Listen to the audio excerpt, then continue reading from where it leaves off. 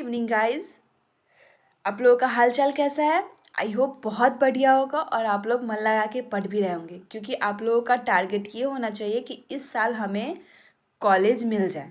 Okay, और college कोई भी नहीं, बेस्ट कॉलेज मिलना चाहिए। क्या मिलना चाहिए? बेस्ट कॉलेज मिलना चाहिए। ओके, तो फिर इसी के साथ हम अपना आज का सेशन स्टार्ट करते हैं। वैसे आज का सेशन बहुत ईजी है, ओके, फिर भी स्टार्ट करते हैं। हमारा क्या क्वेश्चन है? हीमोग्लोबिन का ऑक्सीजन विघटन कर्व होता है, यानी oxygen dissociation curve of haemoglobin. तो जो इसका ग्राफ होता है वो ही पूछ रहा है आप लोगों से कि ऑक्सीजन डिसोसिएशन जब होता है तो हीमोग्लोबिन का। तो बच्चों, जो हमारा अगला क्वेश्चन क्या है वो देखो, हम लोग पढ़ते हैं। मैं हिंदी सीखने की कोशिश कर रही हूँ, तो आप लोग प्लीज़ सपोर्ट करो। ओके, हीमोग्लोबिन का ऑक्सीजन विघटन कर्व होता है।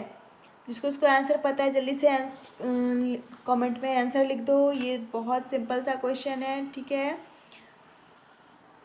देखो तो क्या होता है, वो सिग्मा कार होता है, या फिर इसे सिग्मोइड भी बोलते हैं। क्या बोलते हैं? सिग्मा कार या सिग्मोइड। ओके, ये सिग्मा कार नहीं, ये सिग्मोइड लिखा जाता है इंग्लिश में, ठीक है। यानी ये एस शेप का होता है। अगर ऐसे होता है ना तो ये ऐसे जाकर ऐसे एस शेप टाइप निकलता है, ठीक है। जो इसका कर्व होता है वो यहाँ PO2 हो जाता है और इधर सैचुरेशन पॉइंट हो जाता है, ठीक है। तो ये किस शेप का होता है? एस शेप का होता है और ये सिग्मोइड होता है, ठीक है। चलो इसी के साथ हम अगले क्वेश्चन की तरफ मूव करते हैं।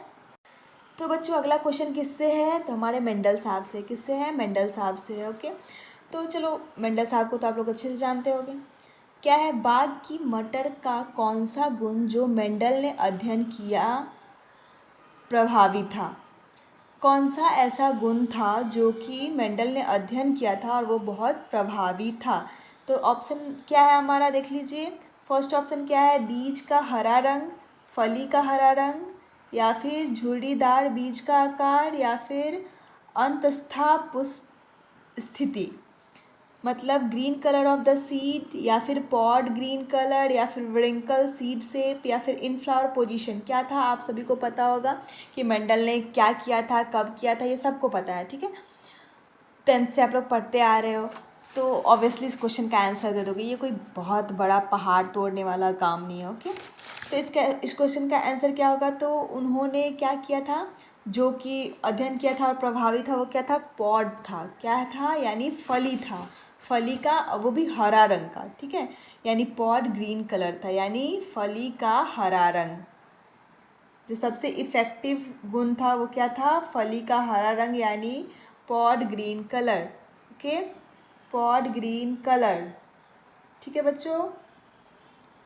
तो इसका आंसर क्या होगा? तो the right answer is B. जो बच्चे ने बी मारा है उसका 100% आंसर सही है। बी मारा मतलब बी कमेंट में लिखा, ओके। चलो इसी के साथ हम नेक्स्ट क्वेश्चन की तरफ मूव करते हैं। तो बच्चों, जो हमारा अगला क्वेश्चन क्या है? कौन एक मानवों के विकास से निकट रूप से जुड़ा है? यानी मानवों के विकास से निकट रूप से जुड़ा हुआ चीज़ आप लोगों से पूछ रहा है। इन 4 ऑप्शंस दिए हुए। क्या द्विनेत्री दृष्टि था जो कि मानवों के विकास के से निकट रूप से जुड़ा था, या फिर जबड़ों का छोटा होना, या पूंछ गायब होना, या चपेट नाखून? तो क्या है? जबड़ों का छोटा होना, शॉर्टनिंग ऑफ जॉ। ये क्या है? मानवों के विकास से निकट रूप से जुड़ा हुआ है, ओके। चलो इसी के साथ हम अगले क्वेश्चन की तरफ मूव करते हैं। अगला क्वेश्चन क्या है? यूरिया का उत्पाद इसके द्वारा होता है। यूरिया का उत्पाद किसके द्वारा होता है? ये मैं बहुत इसके बारे में मैं डिस्कस कर चुकी हूँ। ये टॉपिक भी आप लोग पढ़ लेना अच्छे से, ठीक है, क्योंकि इससे भी बहुत ज़्यादा हर ईयर क्वेश्चन पूछ रहा है, ठीक है। तो कुछ नंबर तो श्योर हो जाएंगे ना। तो पहला ऑप्शन क्या है हमारा? ऑर्निथोचक्र, कोरी चक्र, या फिर अर्जिनिन साइकिल, या फिर EM पाथवे।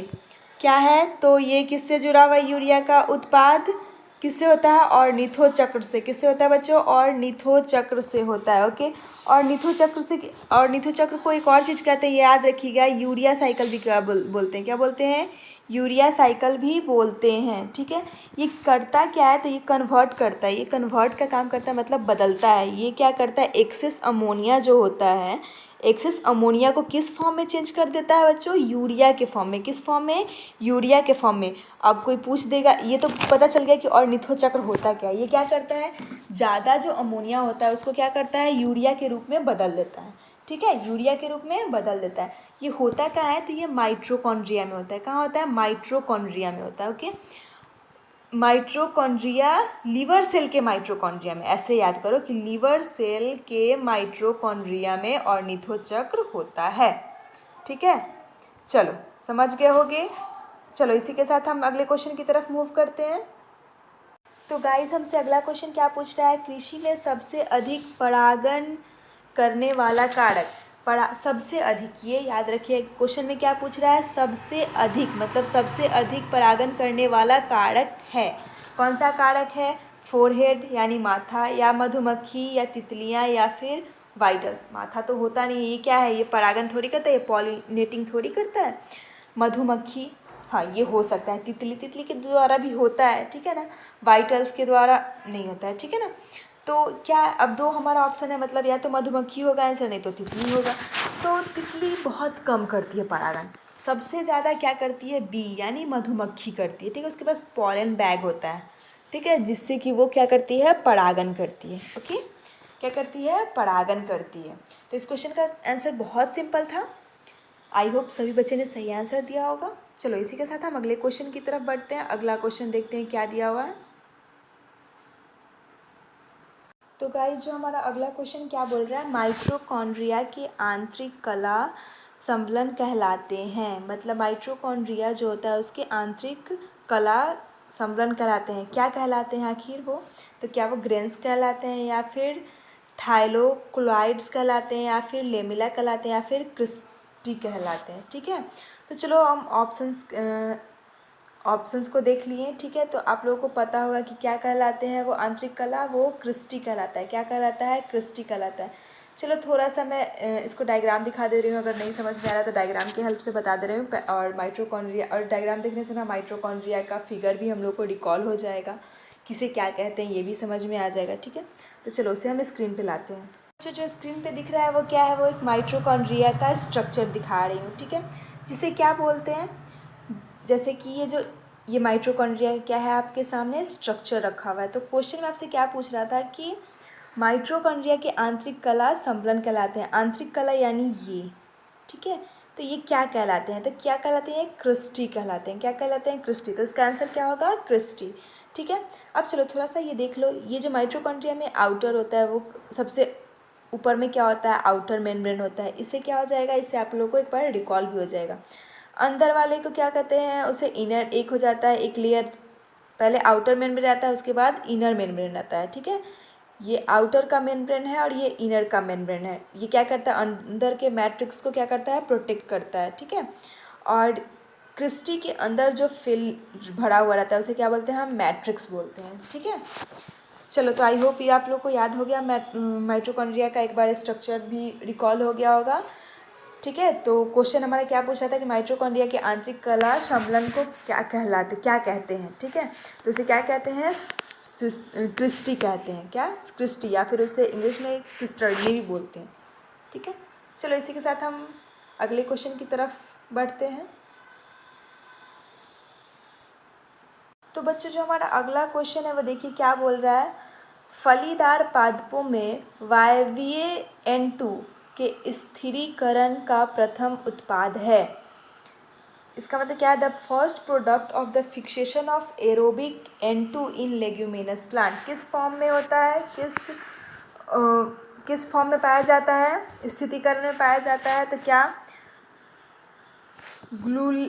ग्लूटामेट के फॉर्म में, या फिर NO2 माइनस के फॉर्म में, या फिर अमोनिया NH3 यानी अमोनिया के फॉर्म में,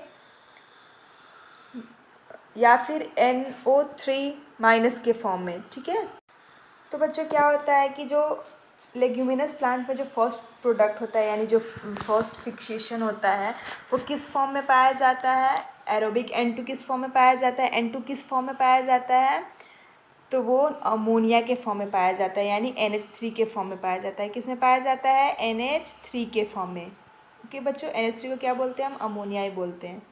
ठीक है, चलो इसी के साथ हम अगले क्वेश्चन की तरफ बढ़ते हैं, देखते हैं हमारा अगला क्वेश्चन क्या है।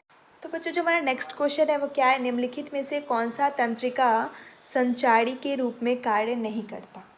क्या पूछ रहा है कि कौन सा तंत्रिका संचारी के रूप में कार्य नहीं करता। हमारा फर्स्ट ऑप्शन क्या है, कॉर्टिशान, सेकंड क्या है नोरीपाइनफेरिन, थर्ड क्या है इपीफेरिन और फोर्थ क्या है एसिटॉल कोलाइन, एसिटाइल कोलाइन। ठीक है, तो यानी क्या पूछ रहा है आपसे, तंत्रिका संचारी यानी न्यूरोट्रांसमीटर की बात कर रहा है। किसकी बात कर रहा है, न्यूरोट्रांसमीटर। न्यूरोट्रांसमीटर का वर्क क्या होता है, काम क्या होता है, तो ये क्या मैसेज पहुंचाने का काम करता है। क्या करता है, मैसेज पहुंचाने का काम करता है, मतलब आपके सारे सेल से जितने मैसेजेस आते हैं वो आपको ब्रेन तक ट्रांसमिट करता है। ठीक है, तो यही क्या काम है, यही किसका वर्क है, न्यूरॉन्स या फिर न्यूरोट्रांसमीटर का वर्क है। ठीक है, यानी काम है। तो बच्चों हम जब फर्स्ट ऑप्शन की बात करते हैं तो क्या है कॉर्टिशान, ये क्या है, ये एक मेडिकेशन है, मेडिकेशन का टाइप है जो कि डॉक्टर्स यूज करते हैं किसके लिए, ट्रीटमेंट के लिए। अब ट्रीटमेंट किसी को पेन हो रहा है ज़्यादा तो ये कॉर्टिशन का उपयोग करते हैं। ठीक है, इसे हम कॉर्टिकोस्टेरॉइड भी बोलते हैं। क्या बोलते हैं, स्टेरॉइड भी बोलते हैं, कॉर्टिकोस्टेरॉइड भी बोलते हैं। क्या बोलते हैं, CORTICOSTERIOD। ठीक है, कॉर्टिकोस्टेरॉइड बोलते हैं। इसका डॉक्टर क्यों यूज करते हैं, पेन को कम करने के लिए। ओके, क्या करते हैं, पेन को यानी दर्द को कम करने के लिए। तो ये हो गया। यहाँ पे आपसे क्वेश्चन ध्यान से रखिए कि निम्नलिखित में से कौन सा तंत्रिका संचारी के रूप में कार्य नहीं करता है, यानी आपका ट्रांसमिट मतलब मैसेज ट्रांसमीटर का काम कौन सा नहीं करता है।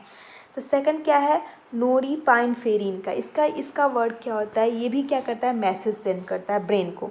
ठीक है, ये क्या करता है, मैसेज सेंड करता है ब्रेन को, तो ये क्या कर रहा है, ये तो ट्रांसमीटर का काम कर रहा है, तो ये हमारा ऑप्शन होगा नहीं। सेकंड क्या है, इपीफेरिन, इपीफेरिन क्या करता है, ये भी एक तरह का ट्रांसमीटर का काम करता है और ये क्या बताता है, ग्लूकोज लेवल को बताता है कि आपके ब्लड लेवल में कितना ग्लूकोज लेवल है। एसिटल कोलाइन का क्या वर्क होता है बच्चों, तो ये भी क्या करता है, एज अ न्यूरोट्रांसमीटर ही वर्क करता है, यानी मैसेज सेंड करता है।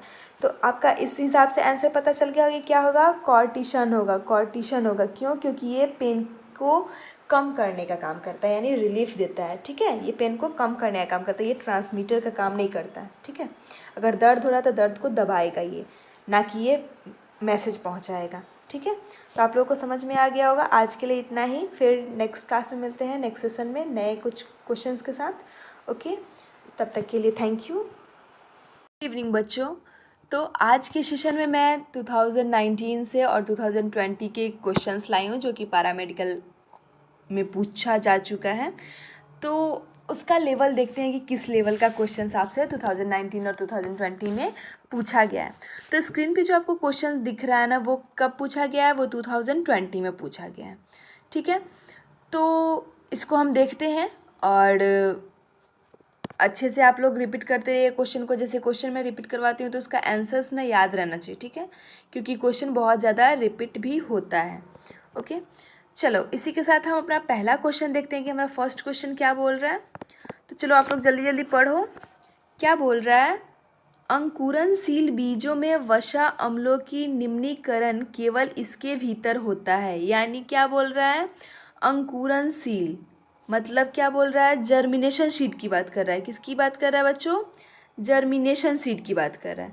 ओके, जर्मिनेशन सीड में मतलब अंकुरणशील बीजों में वसा अम्लों यानी फैटी एसिड का डिग्रेडेशन किसके भीतर होता है।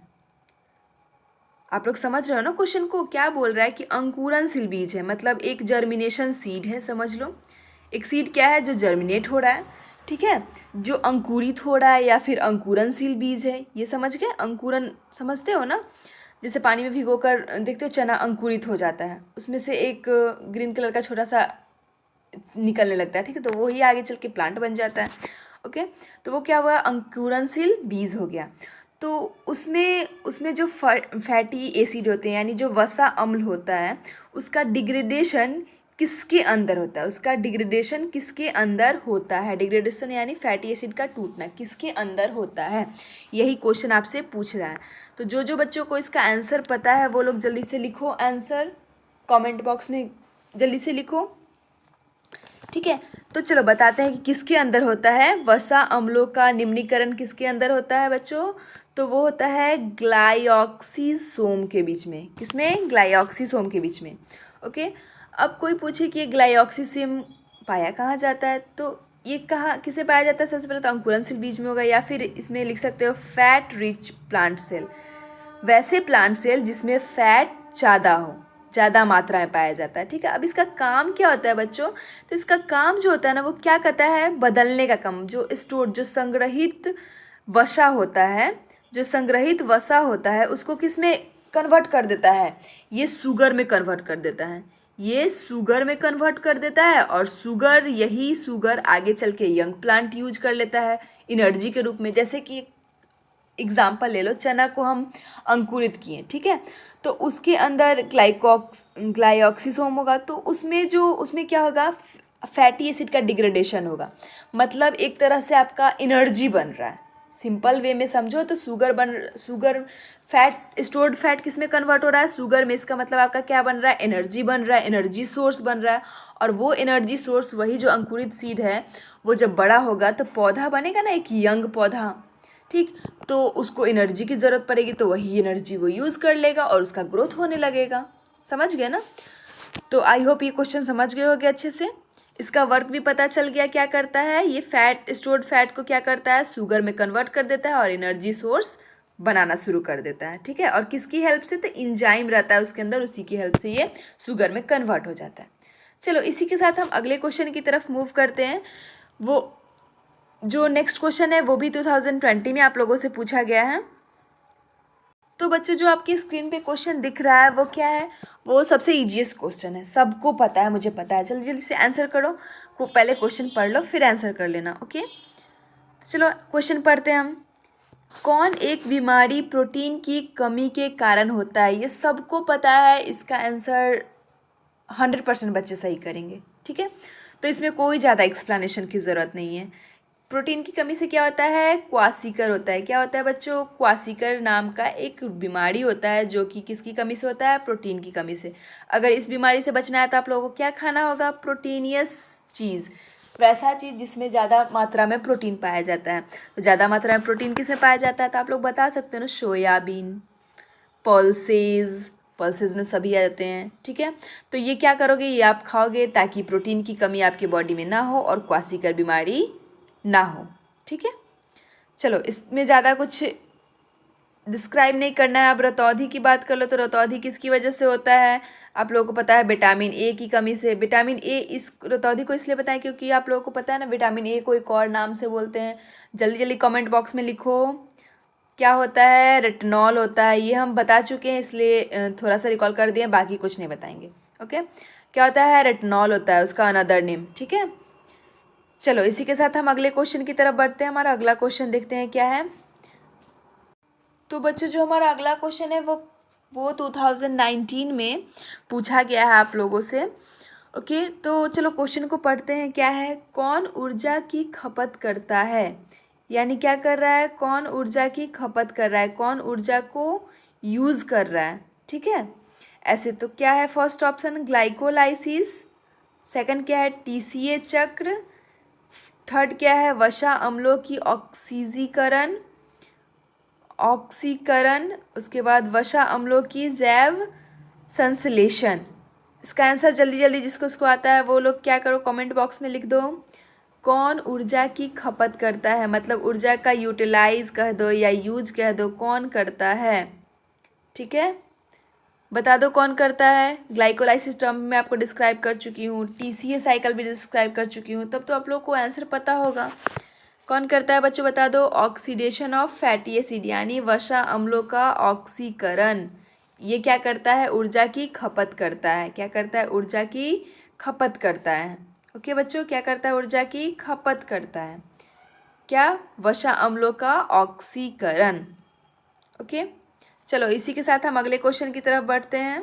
तो बच्चों जो भी अभी जो क्वेश्चन स्क्रीन पे दिख रहा है या जो आगे आने वाला है वो क्वेश्चन आपसे 2019 में पूछा गया है, ये बात याद रखिएगा। ठीक है, वो किस समय पूछा गया है, 2019 में आप लोगों से पूछा गया है। ठीक है, तो चलो क्वेश्चन को पढ़ते हैं हम। किसका विकास प्रथम हुआ? सबसे पहले विकास किसका हुआ? प्रोटीन का या फिर डीएनए का या फिर आरएनए का या फिर राइबोसोम का? जल्दी जल्दी बता दो, सबको पता है किसका हुआ था सबसे पहले आविष्कार? आरएनए का हुआ था। किसका हुआ था बच्चों? आरएनए का हुआ था। आरएनए का। आरएनए के बारे में सबको पता है, इसका फुल फॉर्म पता है? चलो लिख दो यस, सबको पता है, हमको पता है, इसमें बताने की कोई ज़रूरत नहीं है, फिर भी रिकॉल करते हैं। राइबो न्यूक्लिक एसिड, ठीक है। इसमें न्यूक्लिक अम्ल पाया जाता है, ये भी पता है आप लोगों को, ठीक है। इसमें राइबोज शुगर पाया जाता है, ये भी आप लोगों को पता है। आरएनए के 3 प्रकार होते हैं, ये भी आप लोगों को पता है।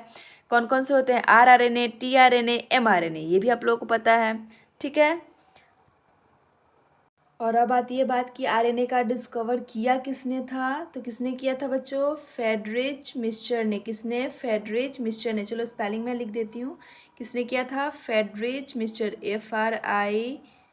FRIEDRICH, Friedrich Miescher, MISCHER, okay. इसने किया था आरएनए का डिस्कवर, ओके, फर्स्ट टाइम। चलो इसी के साथ हम अगले क्वेश्चन की तरफ बढ़ते हैं, देखते हैं हमारा अगला क्वेश्चन क्या है, अगला प्रश्न क्या पूछा गया है। तो बच्चों हमारा अगला प्रश्न क्या है, देखिए, यह घोड़े की मुख्य विकासीय प्रवृत्ति में नहीं देखा गया। मतलब घोड़े की मुख्य विकासीय प्रवृत्ति में नहीं देखा गया। 4 ऑप्शंस दिए हुए हैं, इन चारों ऑप्शंस में से कौन ऐसा मुख्य है जो कि घोड़े के विकासीय प्रवृत्ति में नहीं देखा गया, यानी इवोल्यूशनरी ट्रेंड, हॉर्स के इवोल्यूशनरी ट्रेंड में एब्जॉर्ब नहीं किया गया, यानी नहीं देखा गया। ऊंचाई में वृद्धि, क्या जब इवोल्यूशन हो रहा था हॉर्सेज का तो क्या उसकी ऊंचाई में वृद्धि नहीं हुआ? या फिर क्या है? Decrease in the number of पडागुली, पडागुलियों की संख्या में कमी, क्या पडागुलियों की संख्या में कमी नहीं देखी गई? या फिर पदों का छोटा होना, या फिर मस्तिष्क का बढ़ना? इन 4 ऑप्शन में से कौन ऐसा है जो विकासीय प्रवृत्ति, घोड़े के विकासीय प्रवृत्ति में नहीं देखा गया? जल्दी जल्दी इसका आंसर करो। तो वो क्या था? शॉर्टनिंग ऑफ पोस्ट, यानी पदों का छोटा होना। ये घोड़े की विकासीय प्रवृत्ति में नहीं देखा गया था बच्चों, ओके। फोकस करो पढ़ने पे, ठीक है। चलो इसी के साथ हम अगले क्वेश्चन की तरफ बढ़ते हैं। अगला क्वेश्चन देखते हैं क्या पूछ रहा है। अगला प्रश्न में क्या पूछ रहा है बच्चों? यह बृहद पोषक नहीं है।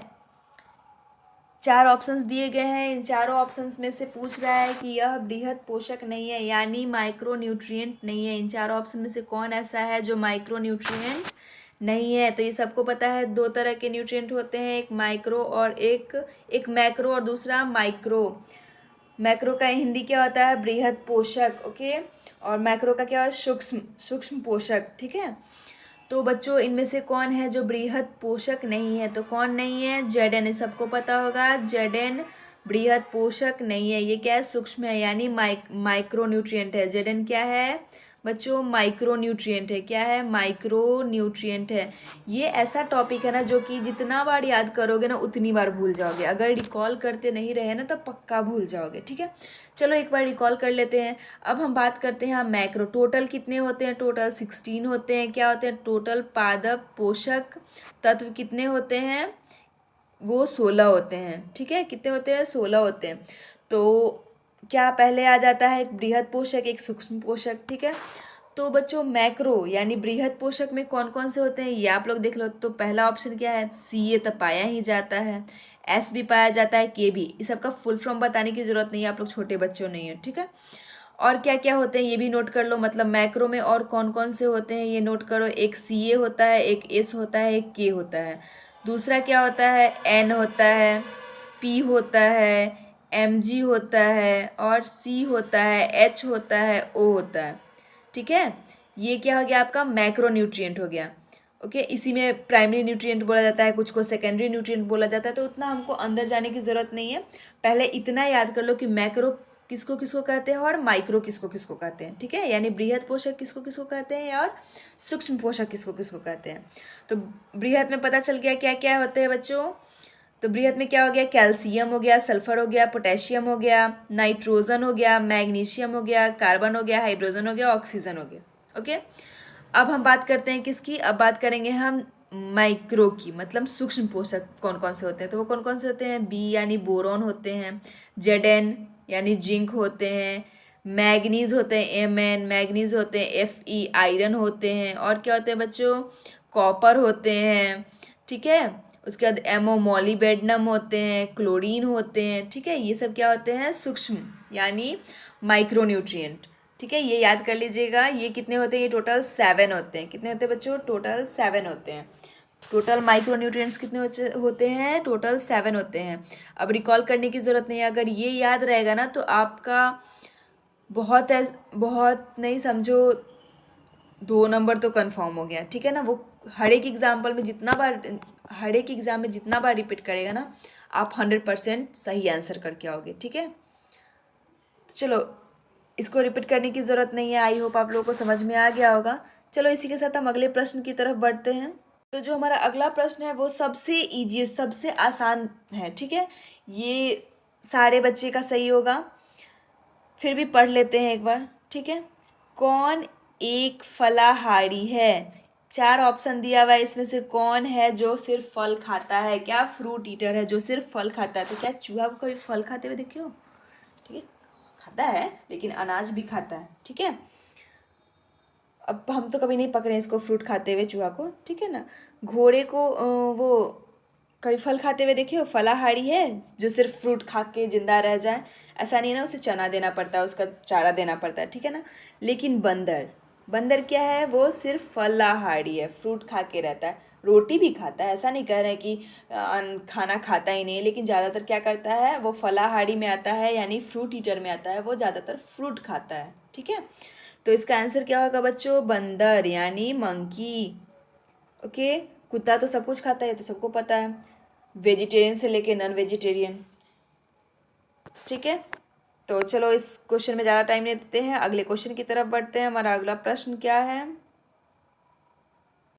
तो बच्चों जो हमारा अगला क्वेश्चन क्या बोल रहा है, यह मनुष्य का मुख्य आहार नली का हिस्सा नहीं है। क्वेश्चन क्या बोल रहा है ये आप ध्यान से पढ़ो, ठीक है।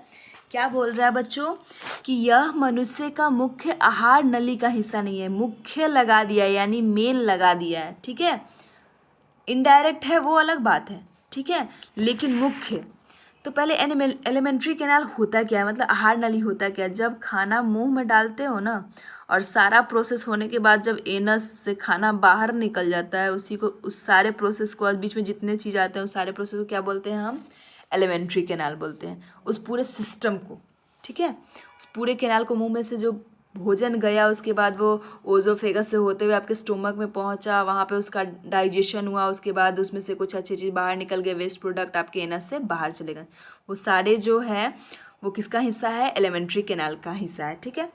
तो बताइए आपका इसका आंसर क्या होना चाहिए, बहुत सिंपल क्वेश्चन है, ठीक है। तो पहला ऑप्शन क्या है, ग्रसिका, ये क्या एलिमेंट्री कैनाल का मुख्य हिस्सा है, तो जी हाँ ये है। ग्रास नली, ये भी एलिमेंट्री कैनाल का आपका मुख्य हिस्सा है, ठीक है। मुख यानी माउथ भी आपका क्या है, एलिमेंट्री कैनाल का मेन हिस्सा है। नहीं माउथ होगा तो फूड कहाँ से मुंह में जाएगा, नाक से तो आप फूड को अंदर डालोगे नहीं, डाला जाता है, वो भी रेयर कंडीशन में होता है, ऐसी बात नहीं है कि नाक से नहीं डाला जाता है, ठीक है ना। उससे भी भोजन बॉडी को पहुंचाया जाता है, बॉडी को एनर्जी नाक से भी पहुंचाया जाता है, ठीक है, पाइप लगा के उसका खाना और पानी दिया जाता है, ओके। तो क्या है, लेकिन मुख्य क्या है, माउथ भी है, ठीक है ना, और पित्ताशय का वर्क भी डाइजेशन में होता है, ये क्या करता है, आपका पाचन में हेल्प करता है पित्ताशय, लेकिन मुख्य आहार नली का हिस्सा नहीं है। क्या है, मुख्य आहार नली का हिस्सा पित्ताशय नहीं है, मतलब गॉल ब्लैडर जो है वो आपका मुख्य आहार नली का हिस्सा नहीं है। हाँ, ये इनडायरेक्टली काम करता है, ये खाना को, ये फैट जो होता है, फैट को ब्रेक करने का काम करता है। क्या करता है, फैट जो होता है वो फैट को ब्रेक करने का काम करता है, यानी जब पाचन क्रिया होती है उस समय जो फैट्स होते हैं उसको ब्रेक करता है ये, ठीक है। तो ये एक तरह से इनडायरेक्ट काम कर रहा है, लेकिन ये मुख्य एलिमेंट्री कैनाल का हिस्सा नहीं है। तो इसका आंसर क्या होगा, पित्ताशय, ठीक है। चलो, इसी के साथ हम अगले क्वेश्चन की तरफ बढ़ते हैं, देखते हैं हमारा अगला क्वेश्चन क्या है। तो बच्चों जो अगला प्रश्न है वो 2019 में पूछा गया है। देखो क्वेश्चन क्या बोल रहा है, मनुष्य की के रूप में किसका उत्सर्जन होता है? किसका उत्सर्जन होता है? यानी ह्यूमन में सीवम के रूप में किसका एक्सक्रिएशन होता है? ठीक है, तो फर्स्ट क्या है हमारा ऑप्शन, विलीरुबिन या फिर वर्डीन। थर्ड क्या है, वसा अम्ल। और फोर्थ क्या है, पीत यानी बाइल। तो क्या होगा इसका आंसर? मनुष्य के शिवम के रूप में किसका उत्सर्जन होता है बच्चों? तो वो किसका होता है, वसा अम्ल यानी फैटी एसिड का। किसका होता है बच्चों? वसा अम्ल यानी फैटी एसिड का। ओके, चलो हम अगले क्वेश्चन की तरफ बढ़ते हैं। अगला क्वेश्चन क्या है, इस क्वेश्चन को ध्यान से देख लेना। ओके, तो बच्चों जो हमारा अगला प्रश्न है वो क्या है, ये भी 2019 में पूछा गया प्रश्न है। गुटी प्रायः इसके प्रबंधन में अपनाई जाती है। गुटी जो है वो किसके प्रबंधन में अपनाई जाती है? क्या गुलाब में, या फिर अमरूद में, या फिर कॉटन में, या फिर रला में? तो आप लोग जल्दी जल्दी इसका आंसर दो। किसमें अपनाई जाती है? गुआवा में यानी अमरूद में। किसमें अपनाई जाती है बच्चों? अमरूद में। गुटी प्रोसेस होता है, ठीक है ना। ये किसमें अपनाई जाती है? गुआवा में। याद कर लेना कि गुटी किसके प्रबंधन में अपनाई जाती है? अमरूद के प्रबंधन में अपनाई जाती है। ओके, चलो इसमें ज़्यादा कुछ नहीं बताना है, हम अगले क्वेश्चन की तरफ बढ़ते हैं, नहीं तो आप लोग बोर होने लगोगे। तो स्क्रीन पे बच्चों जो दिख रहा है वो आपका अगला प्रश्न है। चलो जल्दी जल्दी आप लोग रीड करो, इसका आंसर करो।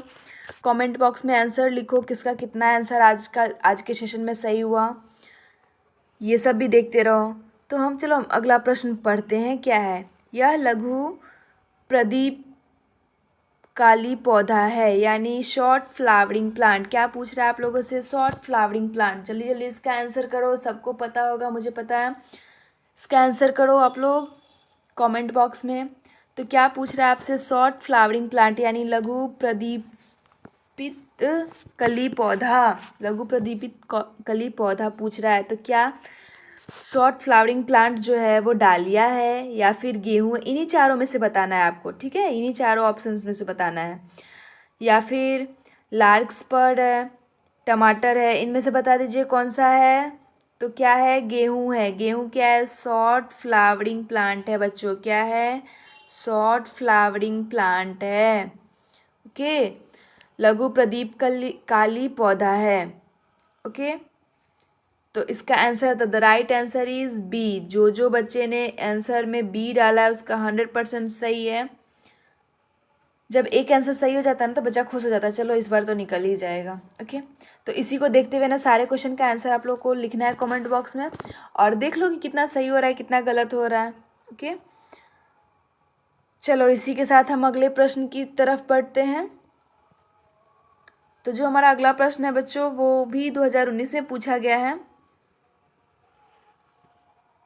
बच्चों अगला प्रश्न क्या है, देखो, भावनाओं का प्रदर्शन इसका कार्य है। क्या है? भावनाओं का प्रदर्शन इसका कार्य है।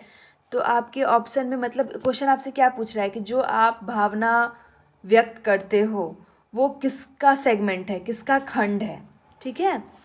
तो क्या है? फ्रंटल खंड है, या फिर पैरेंटल खंड है, या फिर टेम्पोरल खंड है, या फिर अनुपाल खंड है। बता दो किसका है, कौन ऐसा खंड है जो आपके भावनाओं को प्रदर्शन करता है, जो इसका फंक्शन क्या है? इमोशंस है, इमोशंस को बाहर लाता है। तो किसका है बच्चों? इसका आंसर का क्वेश्चन का आंसर करो जल्दी जल्दी। तो वो टेम्पोरल सेगमेंट है। किसका है? टेम्पोरल सेगमेंट का क्या काम है, क्या फंक्शन है? तो बच्चों टेम्पोरल सेगमेंट का फंक्शन क्या है? टेम्पोरल सेगमेंट का फंक्शन ये है कि ये क्या करता है? इमोशंस को शो करता है। किसको करता है? इमोशंस का प्रदर्शन करता है। क्या करता है बच्चों? इमोशन यानी भावनाओं का प्रदर्शन करता है। समझ गए आप लोग? क्या करता है? भावनाओं का प्रदर्शन करता है। कौन? टेम्पोरल खंड। कौन बच्चों? टेम्पोरल खंड भावनाओं का प्रदर्शन करता है। ओके, याद हो गया होगा आप सभी को।